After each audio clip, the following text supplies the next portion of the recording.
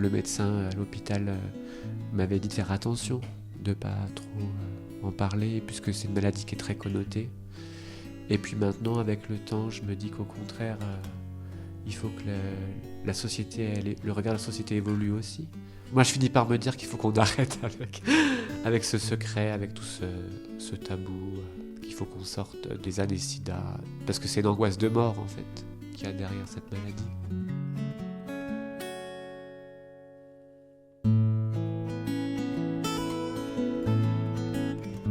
Déséquilibre, ce sont des patients qui racontent des tranches de vie avec la maladie. Des pathologies au long cours qui touchent aujourd'hui 1 personne sur 3 en France. De l'annonce douloureuse au poids des traitements, de la charge mentale quotidienne au regard des autres, de la manière de concilier vie professionnelle et vie familiale, à travers leur voix transparaît une expérience unique de la maladie. Ce podcast vous est présenté par l'Unité transversale pour l'éducation du patient du CHU de Besançon, en partenariat avec France Asso Santé Bourgogne-Franche-Comté. Les récits que vous allez entendre ont été recueillis par notre équipe. Ils sont une ressource précieuse que nous destinons à tous les patients et à tous les aidants confrontés à la maladie chronique, mais aussi à tous les soignants qui les accompagnent.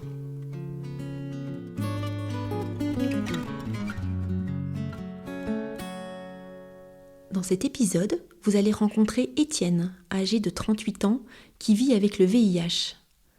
Entre les rencontres amoureuses, les relations amicales, la famille, les soignants, Étienne vous raconte comment il apprend à se confronter au regard des autres et à vivre avec le VIH. Je suis séropositif, donc j'ai appris le diagnostic il y a un petit peu plus d'1 an. C'est très étrange, mais en fait, le VIH était déjà présent, même dans mon enfance, parce que j'étais enfant dans les années 90.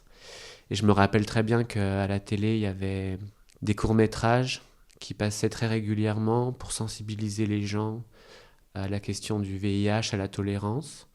Et moi, j'étais très sensible à ces courts-métrages-là. Je pense que je regardais ça avec beaucoup d'empathie.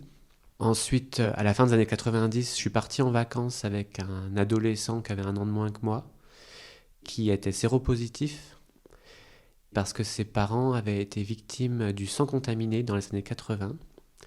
Donc c'est un ado qui s'était retrouvé donc orphelin à 5 ans, parce que ses 2 parents sont morts du sida.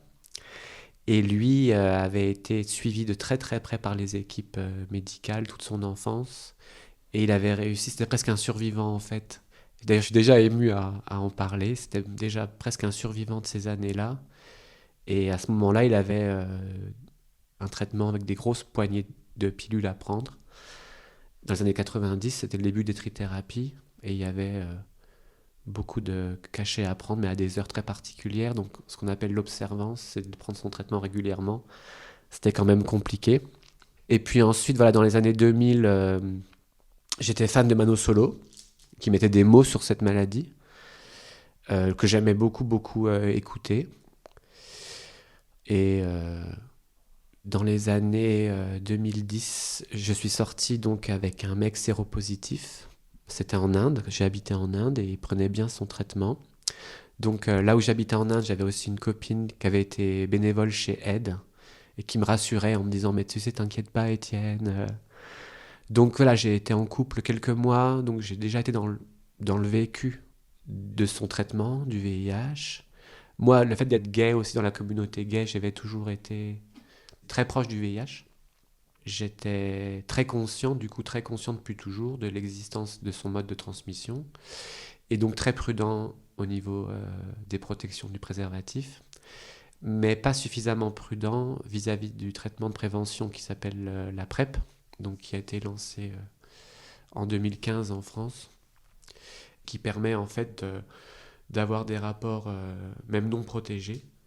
Donc justement, je pense que c'est parce que j'avais ce vécu-là très particulier, à la fois très proche du VIH, mais du coup, chaque année, je faisais les tests, et ayant une sexualité protégée avec préservatif, les tests étaient toujours négatifs. Je ne me sentais pas candidat à la PrEP, parce que je sentais que je maîtrisais suffisamment le risque. Et finalement, ben non. Donc il y a un an, en janvier, je découvre l'apparition de verrues anales, donc de condylome. Donc je vais voir le médecin dans mon quartier. J'avais pas de médecin traitant, étant jamais malade. Et là, le médecin de mon quartier me demande de refaire tous les tests, donc d'IST, d'infection sexuellement transmissible. Donc je fais les tests.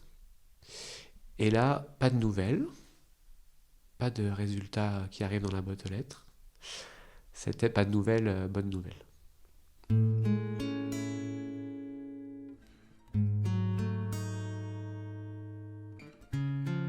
Je démarre une relation amoureuse avec un garçon qui prend la PrEP. Et c'est au bout de quelques semaines, je me suis dit, bon, c'est quand même dommage parce que il fait l'effort de prendre la PrEP, alors que si ça se trouve, j'ai rien du tout. Mais pour en être sûr, il faut au moins que j'aille chercher mes résultats. Donc je retourne au labo, et là au labo, ils me disent, ah, mais c'est le médecin qui vous a prescrit les résultats qui les a reçus. Donc j'appelle le médecin, et là le médecin me dit, comme ça au téléphone, ah, en fait, vous êtes séropositif. Et pour moi, c'était complètement impensable, en fait. Même si, au fond de moi, il y a peut-être une part de moi un peu anxieuse, ou presque comme si, une tuile de plus, ou voilà.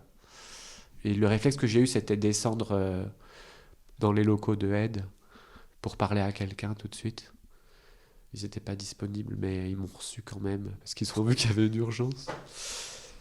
C'était précieux d'avoir pu avoir quelqu'un tout de suite. Et puis ça a été un gros coup de massue, mais c'est dans les jours qu'on suivit après que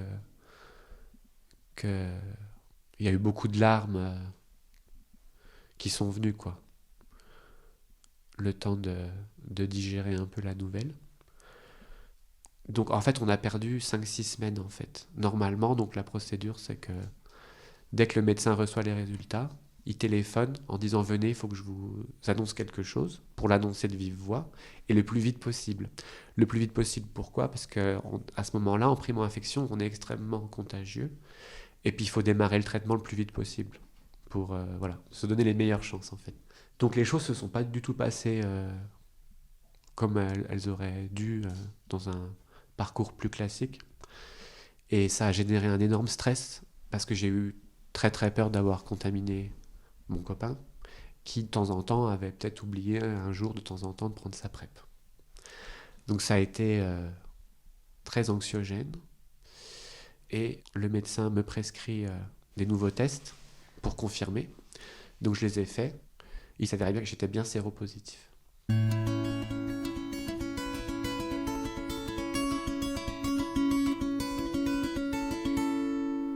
Normalement, quand les choses sont bien faites, le médecin de ville appelle le service à l'hôpital et on est reçu tout de suite en urgence à l'hôpital. Et là, c'est pas ça qui s'est passé. Donc je crois que je me suis débrouillé pour prendre mon rendez-vous moi-même et que j'ai eu 10 jours après. Donc ensuite, j'ai été reçu au service d'infectiologie. Et puis le traitement a pu se mettre en place fin avril. C'est un traitement qui est extrêmement simplifié par rapport à celui que j'avais vu dans les années 90. Donc je prends 2 cachets par jour. Et je le supporte, je ne sens pas du tout d'effets secondaires. Et en l'espace de 6 mois, ma charge virale est devenue indétectable. Ça veut dire qu'actuellement, je peux avoir des rapports sexuels sans être contagieux. Avec mon copain, ça s'est fini fin août. Ça a réactivé beaucoup le diagnostic, le fait qu'il me quitte, parce qu'on avait traversé tout ça ensemble. Et ensuite, j'ai fait une longue pause au niveau affectif et sexuel. Et c'est le médecin à l'hôpital qui m'a dit mais en fait, vous savez que vous avez le droit de retrouver une sexualité. Effectivement, je me suis posé la question de est-ce qu'il faut le dire ou pas ? Comment je reprends une sexualité en étant séropositif ? J'ai pas eu la réponse tout de suite, mais j'ai fini par demander à d'autres amis séropositifs. et aussi au médecin. Et finalement, en fait, la réponse, c'est qu'on n'a pas besoin de le dire, puisque on n'est pas contagieux. Il y a quelques pratiques sexuelles qui sont un peu auxquelles il faut faire attention. Et donc, de fil en aiguille, ouais, j'ai arrêté de le dire systématiquement. Je me dis que c'est important de le dire à des personnes qu'on verrait régulièrement ou avec qui on construirait une histoire, quoi. Ça me paraît important. Mais si c'est comme ça, occasionnel. Et puis je me suis beaucoup rassuré en me disant, oui, effectivement, je suis pas contagieux, je suis pas contagieux. Je pense qu'il y a eu quand même quelques semaines où j'ai dû me le répéter, me le répéter pour l'intégrer. Puis finalement, voilà, je pense que c'est le temps de reprendre ses marques, de réapprendre à vivre avec une maladie, quoi.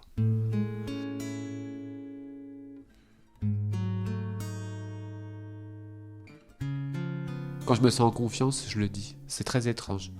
J'ai des amis comme ça, je me sens en confiance et je vais le dire. Le médecin à l'hôpital m'avait dit de faire attention, de ne pas trop en parler, puisque c'est une maladie qui est très connotée. Et puis maintenant, avec le temps, je me dis qu'au contraire, il faut que la société, le regard de la société évolue aussi, de sortir du traumatisme des années SIDA, et puis que la société considère cette maladie comme une maladie qui est maintenant très bien traitée. Les amis les plus proches, eux, ils ont très bien pris la nouvelle. Ils étaient très tristes, très touchés, mais ils n'ont pas été jugeants du tout. Par contre, c'est vrai que de leur demander de ne pas le répéter, ça peut être difficile pour eux. Parce que finalement, c'est comme une nouvelle. Parfois, on a envie d'en reparler à quelqu'un, et puis en fait, il ne faut pas le dire. Parce que c'est un peu une règle qui est posée un peu implicitement, mais c'est que quand on confie sa séropositivité à quelqu'un, on lui demande de ne pas le révéler à d'autres personnes. Mais finalement, ça fait quand même porter un poids, un peu un poids du secret qui est peut-être pas si évident que ça pour des amis. Moi, je finis par me dire qu'il faut qu'on arrête avec ce secret, avec tout ce tabou, qu'il faut qu'on sorte des années SIDA, parce que c'est une angoisse de mort, en fait, qu'il y a derrière cette maladie. Mais je dis ça, mais c'est pas si facile que ça, hein. Je le dis pas encore à tout le monde. Et je n'en ai pas parlé à mes parents ni à mon frère. Et ça a été aussi la question de pourquoi je leur dirais. Je me suis dit, ouais, mais après tout, faut aussi que je me fasse ma vie d'adulte, puis pas leur faire de soucis pour rien. Enfin, ouais, c'est des vraies questions. À qui je le dis, à qui je le dis pas.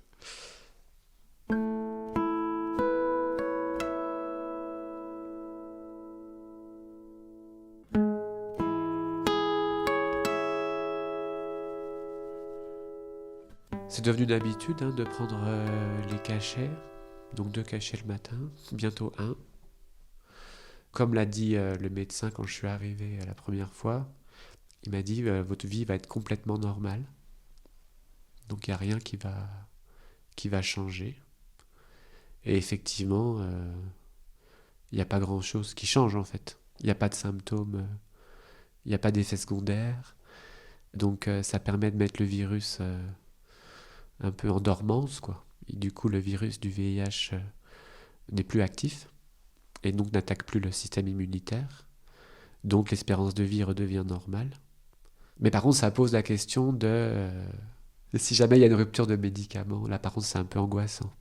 Donc au mois de décembre, il y avait des ruptures un peu d'approvisionnement. Et du coup, j'ai pas pu m'empêcher. J'ai appelé la pharmacie un peu en stress en demandant et le mien de traitement, vous l'avez toujours? Et ils m'ont dit oui, oui.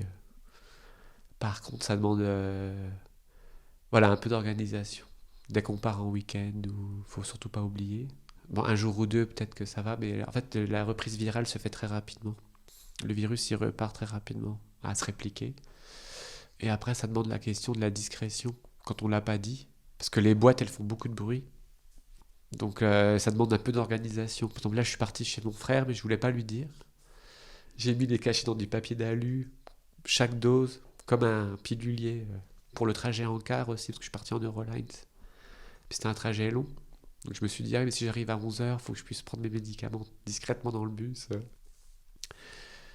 Alors ça rappelle tous les jours quand même, bon là je suis un peu ému du coup d'en parler, ça rappelle tous les jours quand même que y a quelque chose qui s'est pas bien passé, un risque que j'ai pas su maîtriser. Il y a quand même un peu de déception vis-à-vis de soi. Ça c'est douloureux. Et donc il faut sortir de la culpabilité. Donc c'est plus ou moins facile. J'essaie de me dire, oui, mais t'es pas tout seul. C'est entièrement remboursé dans le cas de l'affection longue durée.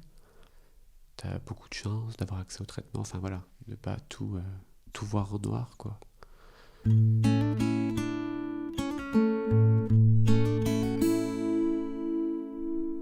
Quand on passe à carte vitale, on voit apparaître affection longue durée.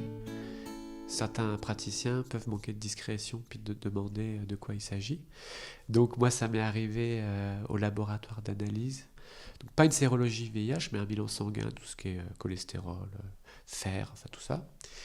Et c'est là où il y a une dame qui me demande pourquoi vous faites ce bilan-là ? Et puis je réponds, c'est le médecin traitant dans le cadre d'affection longue durée. Et puis elle me dit, c'est quoi comme affection longue durée ? Et puis, moi j'y vais franco, quoi. Je lui réponds le VIH. Et là, elle me demande, vous prenez bien votre traitement ? Et là, j'ai pas pu m'empêcher que de lui répondre, vaut mieux, oui, parce que sinon ça réduirait de beaucoup l'espérance de vie. Alors, par contre, les traitements évoluent beaucoup en ce moment. Donc, il y a la bithérapie injectable qui est en train d'apparaître, qui va se développer. Donc c'est une injection dans les fesses tous les 2 mois, à la place de cachets à prendre tous les jours. Donc voilà, c'est de mieux en mieux, quoi.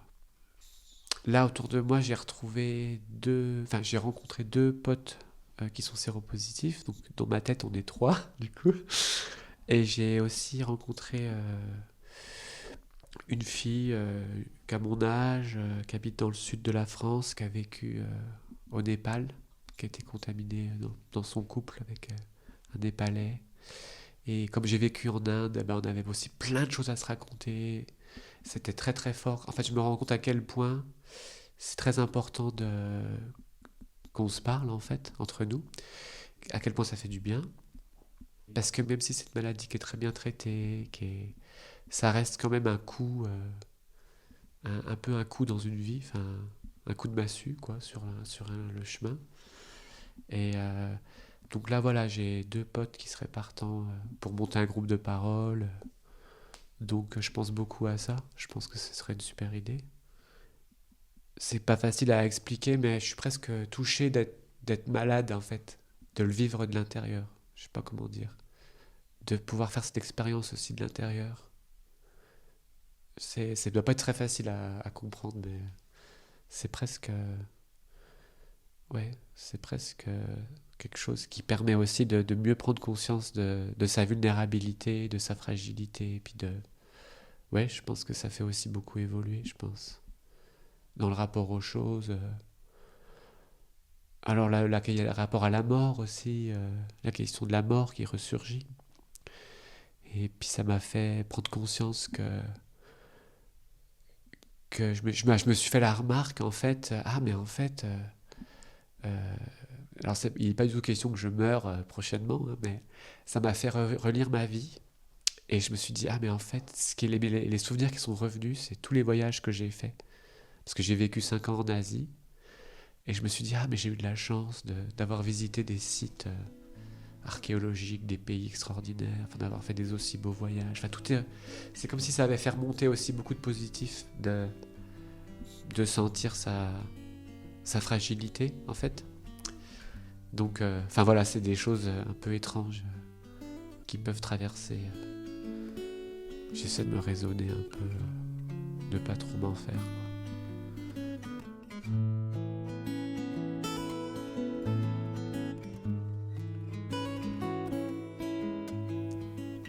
Vous venez d'entendre le témoignage d'Étienne qui vous a raconté son histoire, comment il apprend à se confronter au regard des autres et à vivre avec le VIH.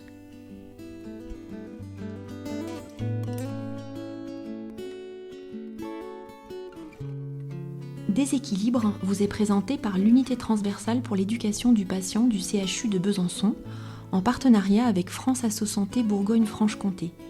Dans cette série, disponible sur toutes les plateformes, vous pourrez écouter d'autres récits de personnes touchées par la maladie chronique.